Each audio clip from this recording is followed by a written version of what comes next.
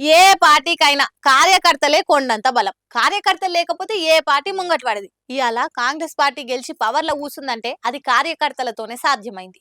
BRS పార్టీకి కూడా కార్యకర్తలు ఉన్నారు గానీ, పార్టీ పెద్ద మనుషులు ఏనాడు ఆళ్ళని కాపాడుకునే ప్రయత్నం చేయలేదని బద్నామయ్యింది. ఏదైనా సరే పోయినంకనే దాని విలువ తెలుస్తది కదా! బీఆర్ఎస్ ఇప్పుడు ఓగడగొట్టుకున్న కాడనే దేవులాడుకునే ప్లాన్ చేస్తుంది. కేటీఆర్ సార్ ఇయాల గరంగరంగా అనిపించిండు. ఒక దిక్కు సర్కార్ పాటోళ్లకు కౌంటర్ ఇయ్యాలి, ఇంకో దిక్కు మేడిగడ్డకు పెద్ద గ్యాంగ్ నే పట్టుకుపోయిండు. ఇక నడుమిట్ల చిన్నది చిట్కుదుండనే ఉంటది. మేడిగడ్డకు పోతప్పుడు తొవ్వల పరకాల కొంతసేపు ఆగిండు KTR sir. Errabelli sir phone తీసుకొని వరంగల్ పోలీస్ కమిషనర్ కు కాలు కలిపిండు. అధికారంలో లేమని అలసైనమా సార్? ఏం కథ? మా ఊళ్ళను ఇబ్బంది పెడుతుండ్రట? ఏం తమాషగుందా? మా పార్టీ కార్యకర్తలను ఎందుకు కొట్టిండ్రు? థర్డ్ డిగ్రీ ఇయాల్సిన తప్పేం చేసిండ్రు? ఇదేనా మీ తరీకా? ఇదేనా మీ లాయక్ అని గట్టిగానే వేసుకుండు. ఇవాళ ఒక పార్టీ అధికారంలో ఉంటది, రేపు ఇంకో పార్టీ ఉంటది.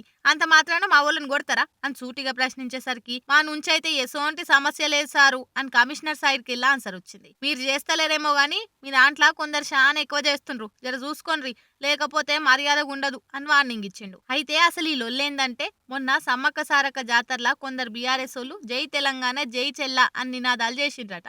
ఇక దాని కోపం వచ్చిన పోలీసోళ్ళు తీసుకుపోయి థర్డ్ డిగ్రీ ఇచ్చిండ్రట. ఆ ముచ్చట కేటీఆర్ కు తెలిస్తే ఆయన ఇయాలని పలకరించిండనమాట. కార్యకర్తలను కంటికి రెప్పలెక్క కాపాడుకుంటాం, ఎవరు బాధపడొద్దు, ఏమున్నా మనోళ్ళతో చెప్పుకోవాలి అని సలహాలు సూచనలు ఇచ్చి ధైర్యం చెప్పిండు కేటీఆర్ సారు.